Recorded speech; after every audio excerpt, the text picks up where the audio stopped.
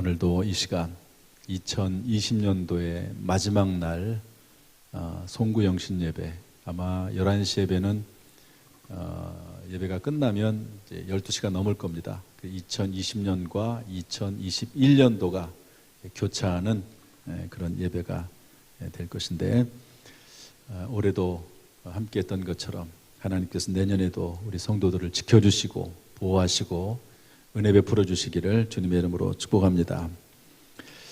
오늘 제목은 떡과 잔입니다. 저를 따라서 하시죠. 떡과 잔. 다시 한번 떡과 잔. 송구영신 예배의 핵심은 성찬 예식입니다. 한 해를 성찬 예식을 하면서 예수 그리스도의 십자가의 보혈로 죄 씻음 받고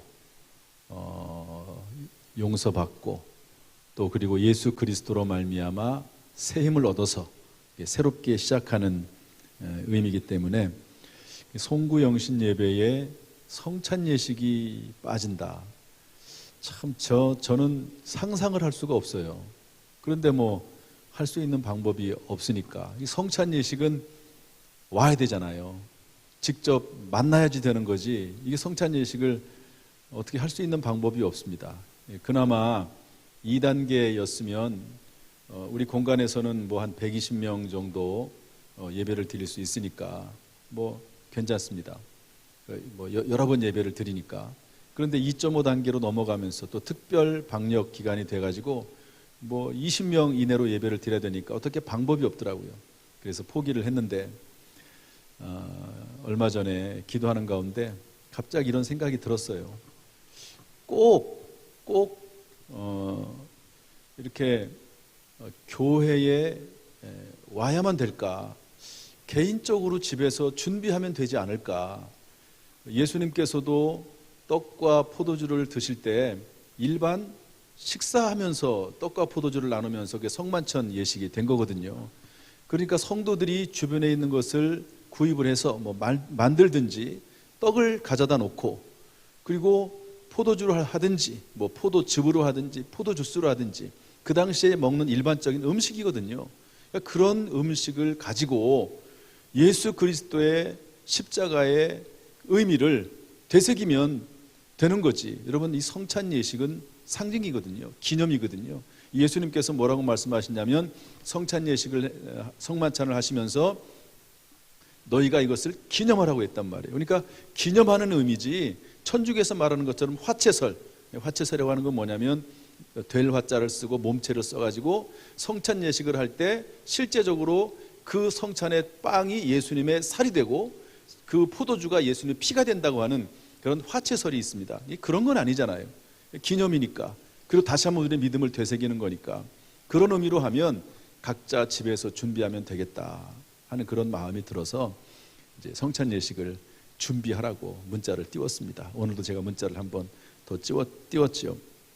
그렇게 해서 성찬 예식을 행함으로 송구영신 예배를 지내고, 그리고 정말 하나님 앞에 믿음으로 정결된 몸과 마음을 가지고 한 해를 시작했으면 좋겠다, 이렇게 해서 진행이 되고 있습니다.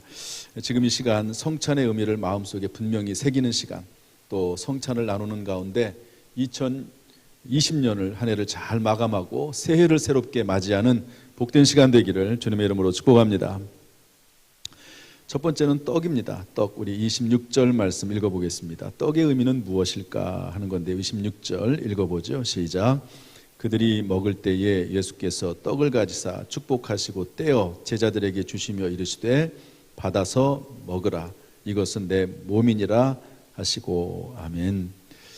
여러분, 예수님이 떼어주시는 떡, 우리가 먹는 빵, 여기는 떡이라고 되어 있지만 사실은 빵입니다. 빵. 우리 한국적인 의미로 이제 성경을 번역해 쓰다 보니까 떡이라고 썼지, 빵입니다. 빵. 예수님 당시에 떡을 드신 게 아니고 빵이죠. 그런데 그 빵, 떡이 뭐냐? 예수님께서 그걸 나눠주시면서 말씀하시기를 받아 먹어라, 이것은 내 몸이다 그랬습니다. 이것을 다른 성경에서는 또 뭐라고 썼냐면 내 살이라 이랬습니다. 즉 다시 말해서 우리가 같이 이제 앞으로 먹을 그 빵은 예수님의 몸이고 살이라고 주님께서 우리에게 말씀해 주셨습니다. 여기에 관해서 요한복음 6장 48절부터 51절은 조금 더 길게 자세히 설명을 하고 있는데요. 한번 읽어보겠습니다. 요한복음 6장 48절부터 51절 시작. 내가 곧 생명의 떡이니라. 너희 조상들은 광야에서 만나를 먹었어도 죽었거니와 이는 하늘에서 내려오는 떡이니 사람으로 하여금 먹고 죽지 아니하게 하는 것이니라. 나는 하늘에서 내려온 살아있는 떡이니 사람이 이 떡을 먹으면 영생하리라. 내가 줄 떡은 곧 세상의 생명을 위한 내 살이니라 하시니라. 하나님, 예수님께서 떡을 띄워주시면서 이것은 내 몸이다, 이것은 내 살이다, 이것은 살아있는 떡이다, 그리고 이 떡을 먹으면 영생하리라. 따라합시다. 이 떡을 먹으면 영생하리라. 얼마나 큰 은혜입니까? 예수 그리스도, 우리가 상징적으로 먹는 이 떡이요, 예수 그리스도 살이고, 이것을 믿음으로 먹으면, 기억하면서 예수님의 그 은혜를 기억하면서 먹으면 영생이 된다고 말씀하고 계십니다. 여러분, 우리가 음식을 먹지 않습니까? 음식을 먹으면 그 음식이 우리의 입을 통해서, 식도를 통해서, 위와 장을 통해서 들어가면서 이제 다 소화가 되죠. 위에서는 그것을 분해하고 또 흡수하고, 영양분들을 흡수하고, 장에서는 또 물기를 다 빼고, 그렇게 되지 않습니까? 영양분을 다 흡수하면서 먹은 음식이 우리의 또 살과 피가 되는 겁니다. 그러지 않습니까? 그런 것처럼 여러분, 예수 그리스도의 살을 먹을 때, 예수 그리스도의 피를 마실 때, 우리가 빵을 먹고 포도주를 마실 때 그것이 우리에게 들어와서 한 살이 되고 한 몸이 되는 거죠. 한 몸이 되는 겁니다. 그러므로 저는요, 이런 의미로 그것을 먹고 마십니다. 예수님의 살을 먹을 때, 이 빵을 먹을 때 그것이 예수님의 살을 상징하는 거기 때문에 예수님의 살이 내 속에 들어와서 내 피가 되고 내 살이 된다. 무슨 의미입니까? 예수 그리스도와 하나가 되는 거죠. 예수님이 내 안에 거하고 내가 예수님 안에 거하고 예수님과 내가 하나가 되는 정말 놀라운 의식이 예식이 바로 성찬 예식, 특별히 이 떡을 먹는 일이라고 볼 수가 있습니다. 여러분, 오늘 떡을 먹을 때 그런 마음으로 먹으세요. 내가 떡을 먹을 때 예수님이 내 안에 들어오시고 그리고 예수님과 내가 하나가 된다. 이런 믿음. 예수님께서 하늘나라 올라가셨죠. 예수님께서 우리의 구주가 되시죠. 따라서 우리도 구원받은 몸, 영생을 얻는 몸이 된다. 그런 의미로 이 떡을 먹으면 영생하리라 라고 하는 것이 이루어진다고 볼 수가 있습니다. 오늘 이 시간 예수 그리스도를 먹을 때 예수님과 하나가 되는 것을 느끼고 깨닫고 감사하는 복된 시간 되기를 주님의 이름으로 축복합니다. 두 번째로 잔입니다. 잔.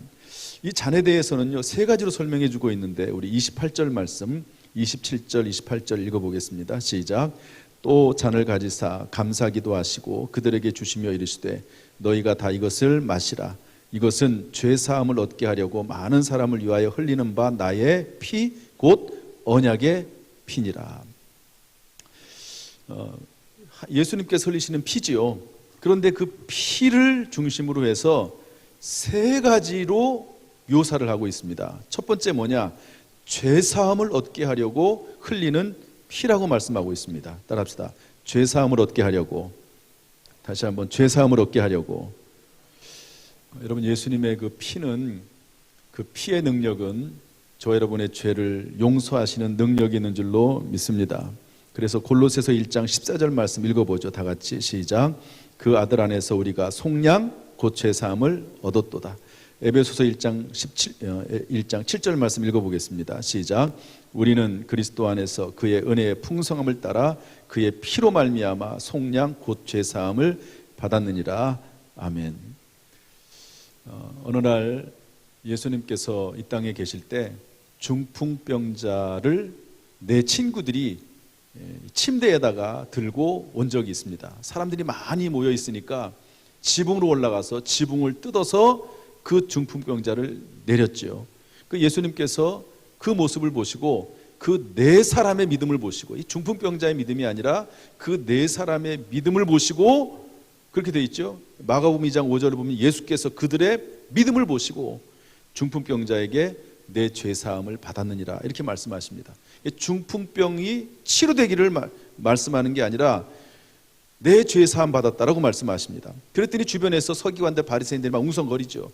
저 사람이 누군데, 자기가 누군데 죄 산다는 말을 함부로 하느냐, 이건 신성모독이다, 이렇게 막 예수님을 또 비난하지 않습니까?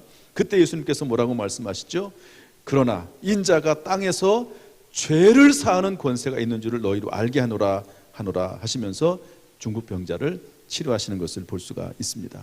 여러분, 곧 다시 말해서 여러분 예수 그리스도, 그분에게는 죄 사하는 권세가 있고, 여러분 예수 그리스도의 십자가의 보혈은 우리의 죄를 사하는 능력이 있는 줄로 믿습니다. 우리가 아침이나 저녁이 되면 비누로 세수를 하지요. 또 샴푸로 머리를 감습니다. 그러면 때가 벗겨지는 것이죠. 비누나 샴푸는 사람의 몸을 씻는 역할을 합니다. 그런데 사람의 죄를 씻는 것은 뭐가 있을까요? 여러분, 어떻게 하면 죄가 씻어질까요? 내 마음의 죄, 쓴뿌리, 언어의 죄, 생각의 죄, 마음의 죄, 손과 발로 지은 죄, 온몸으로 지은 죄들, 그런 모든 죄악들, 그런 죄들은 무엇으로 씻을 수가 있을까?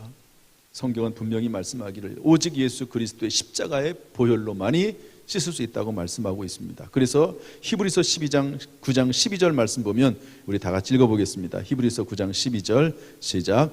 염소와 송아지의 피로 하지 아니하시고 오직 자기의 피로 영원한 속죄를 이루사 단번에 성소에 들어가셨느니라.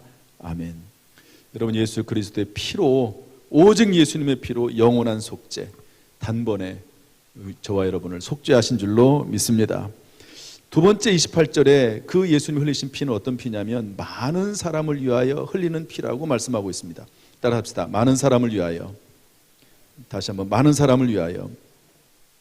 여기 모든이 아니라 많은이라고 말씀하셨습니다. 이것은 무슨 의미냐면 죄사함의 능력이 모든 사람에게는 열려 있지만 그 죄사함의 성취와 성립은 영접하는 자에게 임한다는 의미입니다. 예수님의 피의 능력은 전 인류의 과거, 현재, 미래를 통틀어서 전 인류에 임하지만, 그러나 그 가능성이 있지만 누구든지 그 마음문을 열고 예수 그리스도의 십자가의 공로를 인정하고 받아들이는 사람들에게 주어지는 은혜라고 볼 수가 있습니다. 그래서 요한복음 3장 16절은 이렇게 말씀하고 있는데요, 한번 읽어보겠습니다. 다 같이 시작. 하나님이 세상을 이처럼 사랑하사 독생자를 주셨으니 이는 그를 믿는 자마다 멸망하지 않고 영생을 얻게 하려 하심이라. 믿어야 되는 거지요. 믿음 또한 은혜이긴 하지만 믿어야 됩니다. 사도행전 16장 31절은 이렇게 말씀하고 있습니다. 읽어보겠습니다. 시작. 이르되 주 예수를 믿으라. 그리하면 너와 내 집이 구원을 얻으리라 하고. 아멘. 여러분, 예수 그리스도를 믿을 때에 하나님의 은혜가 임하게 되는 줄로 믿습니다. 예수님이 십자가에 달려 돌아가실 때 양쪽에 두 강도가 있었죠. 그런데 한편 강도는 그 죽음의 순간까지도 예수님을 비방해서 뭐라고 말씀하죠? 네가 구원자가 아니냐, 내려와 봐라, 우리를 한번 구원해 봐라, 그러면서 비방을 합니다. 그때 그 옆에 있는 강도 하나는 그 사람을 꾸짖지요. 우리는 마땅히 죄를 지어서 죽지만 이 사람은 죄가 없다. 그렇게 말하면서 예수님에게 뭐라고 말씀하시죠? 당신의 나라에 임하실 때 나를 기억하소서. 그랬더니 예수님께서 그 자리에서 말씀하십니다. 오늘 네가 나와 함께 낙원에 있으리라. 여러분, 죄 용서는요 순간입니다. 죄 용서는 물론 하나님의 선택하심과 예정하심과 은혜가 있지만 그 순간, 그 예수 그리스도를 믿는 순간, 그 사람이 과거에 어떤 죄를 졌든지 간에 예수 그리스도를 믿는 그 영혼을 하나님께서 구원하시는 것이죠. 여러분, 아무리 폭우가 쏟아져도 항아리 문을 닫아놓으면 비를 담을 수가 없습니다. 여러분, 예수 그리스도의 은혜가 전 인류에게 임하지만 그러나 그것을 받아들이지 않으면, 믿지 않으면 예수님의 은혜가 임할 수가 없는 것이지요. 그러나 십자가 위의 그 한 강도는 예수님을 마지막 순간이지만 받아들여서 구원을 받게 된 것입니다. 많은 사람, 전 인류 중에 많은 사람, 예수를 믿은 사람이 되었다는 것 얼마나 큰 은혜요 축복인지 모릅니다. 이 시간 그 예수의 은혜가 우리 마음속에 축복의 은혜가 기쁨이요, 감사요, 소망이요 확신되기를 주님의 이름으로 축복합니다. 또한 세 번째로 예수님의 피에 대해서 뭐라고 말씀하고 있습니까? 나의 피 곧 언약의 피라고 말씀하고 있습니다. 따라합시다. 언약의 피. 다시 한번 언약의 피. 이 잔은 예수님의 피로 성립된 약속이며 계약이며 언약이라는 말입니다. 여러분 잘 보십시오. 하나님과 인간이 구원에 대한 계약을 한다고 칩시다. 그러면 여러분 계약을 할 때 어떻게 되죠? 계약서를 작성을 하고 도장을 찍고 공증도 하지요. 그런데 하나님과 우리 사이의 구원의 계약, 영원한 생명의 계약을 할 때 그 계약의 보증이 되는 분이 되신데 그게 누구냐면 예수 그리스도이시고 예수 그리스도의 피라고 하는 겁니다. 우리가 계약서 작성을 하고 도장을 찍고 공증을 하면 그것이 변하지 않죠. 마찬가지로 예수 그리스도의 십자가의 보혈로 우리가 약속을 하고 언약을 했기 때문에, 우리가 하나님과 언약을 했기 때문에 완전하며 변하지 않으며 영원하고 파기되지 않는다는 겁니다. 그러나 여러분 세상의 계약은요, 정말 올바른 계약을 한 것 같고 완전한 것 같아도 사기꾼을 만나면 사실 잘 모릅니다. 그러나 여러분 예수 그리스도, 하나님 아들 예수 그리스도로 말미암아 이루어진 이 계약은 영원하고 변함이 없고 파기되지 않는 그런 구원이 우리에게 주어진 그런 약속인 줄로 믿습니다. 그래서 히브리서 10장 12절 14절은 이렇게 말씀하고 있습니다. 한번 읽어보겠습니다. 다 같이 시작. 오직 그리스도는 죄를 위하여 한 영원한 제사를 드리시고 하나님 우편에 앉으사 그 후에 자기 원수들을 자기 발등상이 되게 하실 때까지 기다리시나니 그가 거룩하게 된 자들을 한 번의 제사로 영원히 온전하게 하셨느니라. 따라합시다. 한 번의 제사로 영원히 온전하게 하셨느니라. 여러분 언약의 피, 이 피로 말미암아 우리가 구원받았음을 깨닫고 다시 한번 감사 감격하는 시간 되기를 주님의 이름으로 축복합니다. 이 시간에 예수님의 십자가 고난의 동영상을 좀 한번 더 보려고 합니다. 우리가 항상 많이 보는 거긴 하지만 볼 때마다 감사하고 또 다시 한번 감동하고 감격하게 됩니다. 이사야서 53장 5절 6절 보면 그가 찔림은 우리의 허물 때문이요 그가 상함은 우리의 죄악 때문이라. 그가 징계를 받음으로 우리가 평화를 누리고 그가 채찍에 맞음으로 나음을 입었다고 했습니다. 우리는 다 양 같아서 그릇 행하여 각기 제 길로 갔거늘 하나님께서는 우리 무리의 죄악을 그에게 예수님에게 담당시키셨도다 말씀하고 있습니다.